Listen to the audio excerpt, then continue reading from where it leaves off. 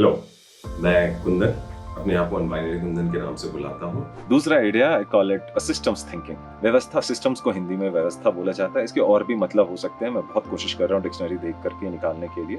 व्यवस्था का मतलब होता है कैसे कोई भी व्यवस्था मतलब साथ मिलकर चलती है। तो ये पूरा ब्रह्मांड, ये पूरा समाज, ये पूरे हम लोग सब एक व्यवस्था के अंतर्गत काम करते हैं।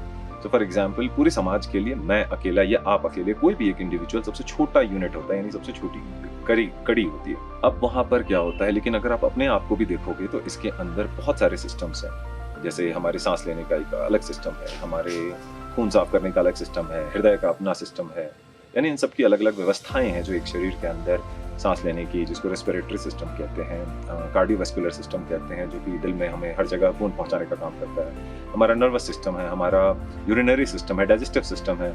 ये सारी चीजें एक साथ मिल करके हमें बनाती है। अब ये सिस्टम आपस में अगर लड़ना शुरू कर दें कि यार कार्डियोवैस्कुलर ज्यादा इंपॉर्टेंट है कि रेस्पिरेटरी ज्यादा इंपॉर्टेंट है और डाइजेस्टिव सिस्टम ज्यादा इंपॉर्टेंट है, अगर ऐसा करने लगे और एक भी सिस्टम कोलैप्स हो जाए तो हमारी जिंदगी पे खतरा आ जाता है। अगर इस बात को आप समझ रहे हैं तो समझिए कि हर कुछ जिंदगी में इसी तरह चलता है, एक व्यवस्था के थ्रू, एक सिस्टम के थ्रू। अब हम अगर अपने आप से आगे बढ़ते हैं तो हमें क्या दिखता है कि जैसे हमारे जैसे चार लोग मिलकर के, कुछ लोग मिलकर के एक परिवार बनाते हैं। परिवार एक अलग व्यवस्था है, which is called a family system.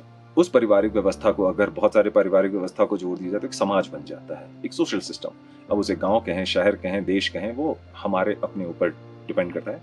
लेकिन ये हर एक सिस्टम अलग अलग तरीके से काम करता है और हम सब कहीं ना कहीं उसमें कुछ ना कुछ कंट्रीब्यूट कर रहे होते हैं। ये सोच समझ इसलिए जरूरी होता है क्योंकि दुनिया में हर चीज हर सिस्टम पे एप्लीकेबल नहीं है। फॉर एग्जाम्पल, अगर मेरी तबीयत खराब है तो सबसे पहले मुझे ये देखना है कि मैं अपने किस सिस्टम में प्रॉब्लम है और मैं उसको कैसे फिक्स करूं।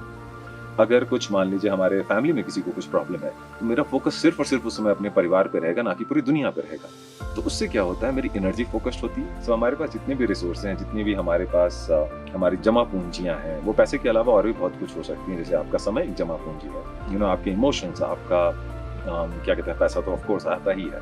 इन सब चीजों को मिलाकर के मुझे अभी फोकस रखना है अपनी फैमिली को ठीक करने में, अपने आप को ठीक रखने में या सोसाइटी।